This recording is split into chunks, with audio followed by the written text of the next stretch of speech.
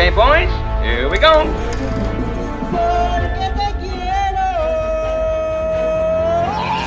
Halo sedulur Celengers, yang sehat-sehat sempatkan diri kalian buat olahraga ya, dan konsumsi vitamin C agar imun tubuh kalian selalu kuat.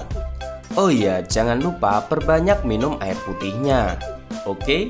Ya, di video kali ini Mimin akan menceritakan alur film yang berjudul Oh My God.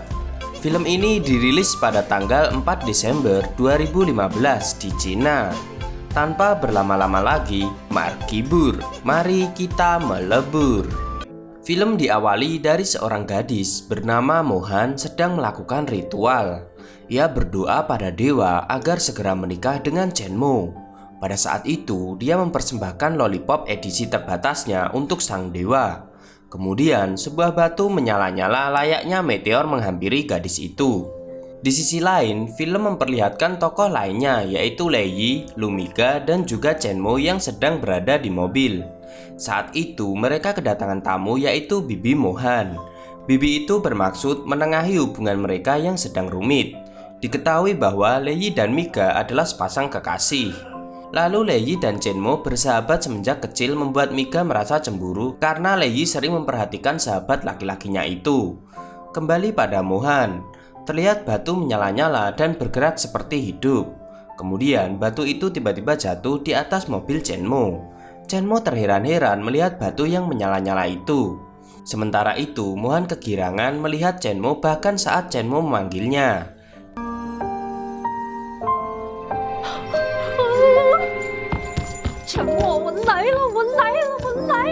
Diketahui Mohan sangat menginginkan Chenmo, tetapi Chenmo selama ini bersikap dingin kepadanya.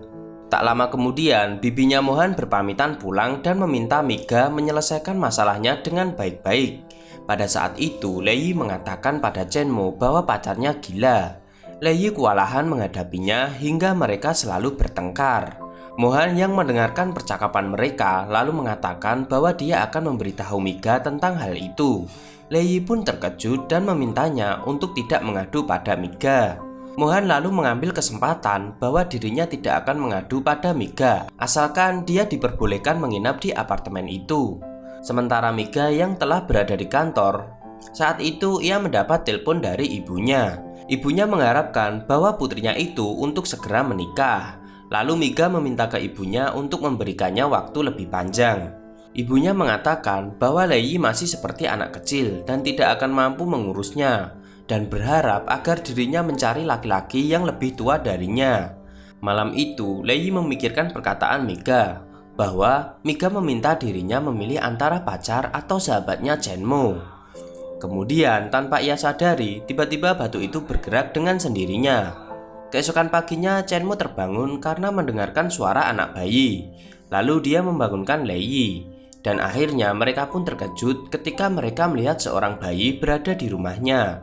Mereka tidak menyadari bahwa sebenarnya batu ajaib itu telah berubah menjadi seorang bayi. Saat itu, Mika yang juga berada di sana pun ikut terkejut dan menanyakan bayi itu anak siapa. Kemudian Mohan akan menelpon polisi. Tetapi tiba-tiba Mika mengatakan bahwa bayi itu mirip dengan Chenmo sambil menunjukkan foto Chenmo semasa masih bayi. Karena curiga, Mohan menyarankan Lei Yi untuk tes DNA. Lei Yi pun tak luput dari kecurigaan pacarnya. Alhasil Lei Yi juga mengikuti tes DNA itu.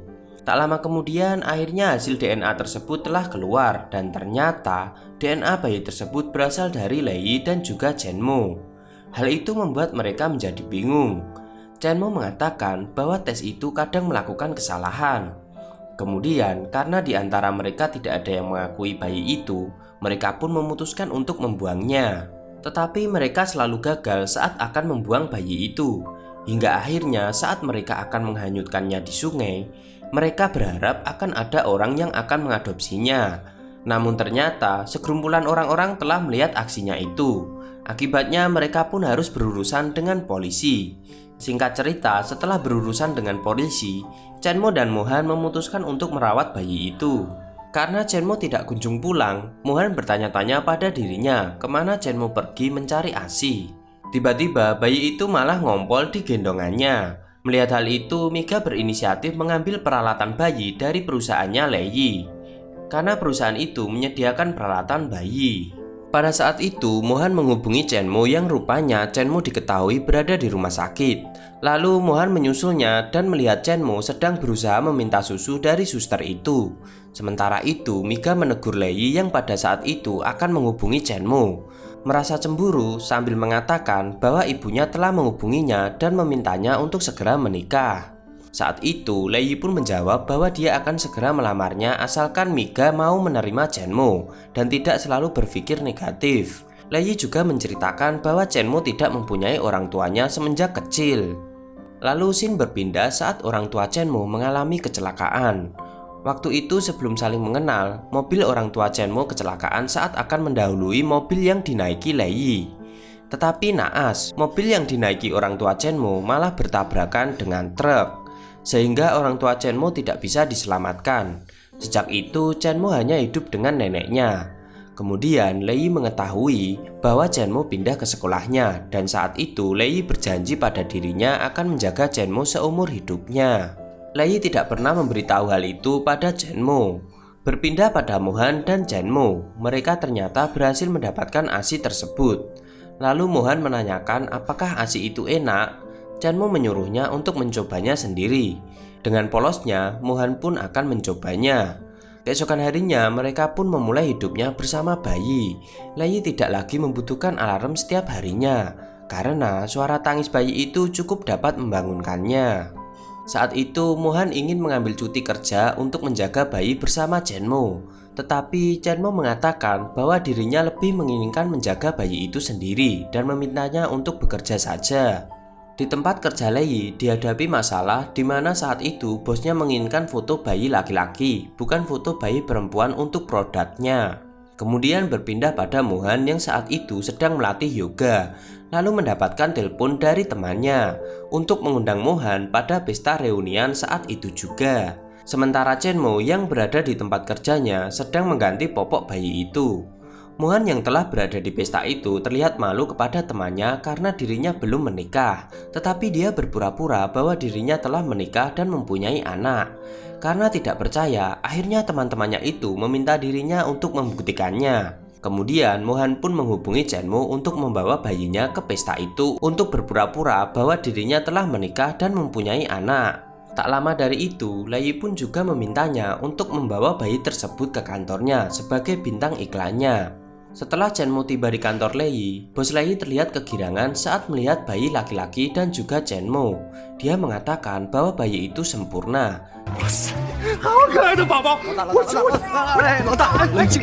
Dan akhirnya Chenmo yang dianggap ayahnya juga mengikuti casting pada saat itu. Singkat cerita, Chenmo pun datang untuk Mohan. Awalnya Chenmo ingin mengurungkan niatnya untuk menghampiri Mohan, tetapi setelah mendengar Mohan diejek terus-menerus oleh temannya, akhirnya Chenmo pun datang, membuat semua orang memperhatikannya karena ketampanannya. Dan pada saat itu mereka memperkenalkan bayinya yaitu bernama Yisoo. Mohan pun menjadi percaya diri dan membalik ejekan temannya itu. Setelah itu di perjalanan pulang, Mohan pun berterima kasih kepada Chenmo karena telah membantunya. Sesampainya di rumah, bayi itu menangis terus, membuat Miga terganggu. Sekian lama berusaha, namun Yisoo tetap saja menangis. Akhirnya Mohan mengajaknya keluar jalan-jalan pada malam itu. Saat itu Mohan meminta Chenmo untuk membuka atap mobilnya, dan Yisoo pun akhirnya berhenti menangis. Kemudian Mohan mengatakan pada Chenmo bahwa suasana saat itu mereka seperti sedang berkencan. Lalu Chenmo yang salah tingkah tiba-tiba menutup kembali atap mobilnya. Akibatnya Yisoo pun kembali menangis.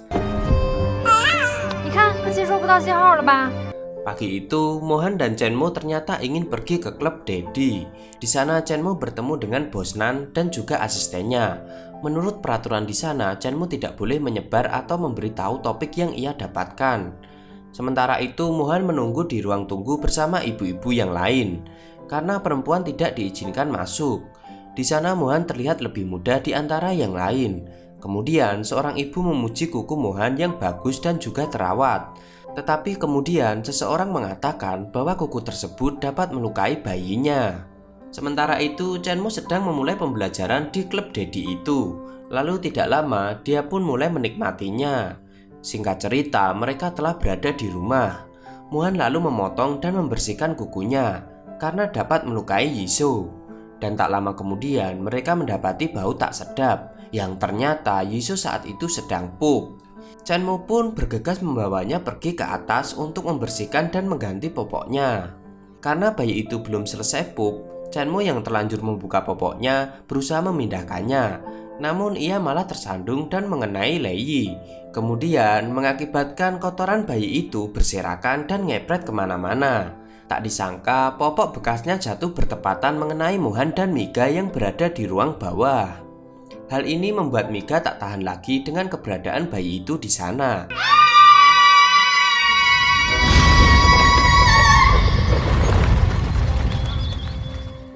Hingga membuat sebuah perdebatan di antara mereka. Dan akhirnya Chenmo mengetahui kebenaran saat Miga mengatakan bahwa Lei terlibat kecelakaan orang tuanya. Mendengar hal itu, Chenmo menjadi terkejut. Dan karena emosi, Chenmo pun mengatakan kepada Mohan bahwa ia tidak akan pernah membalas perasaan kepadanya. Kemudian dia pergi meninggalkan rumah itu. Pada saat itu, Chenmo pergi ke rumah lamanya, di mana dia teringat kembali saat dulu, di mana orang tuanya sedang bertengkar. Tak lama kemudian, Chenmo kembali lalu mengambil bayinya dan pergi begitu saja. Saat itu, Chenmo dan Yisoo pergi ke bioskop. Di suasana hatinya yang sedih, tanpa disadarinya bayi itu membuat bioskop menjadi berubah, yang mana layar itu memproyeksi dirinya di masa lampau. Di masa saat pertengkaran orang tuanya sendirilah yang menyebabkan kecelakaan itu terjadi.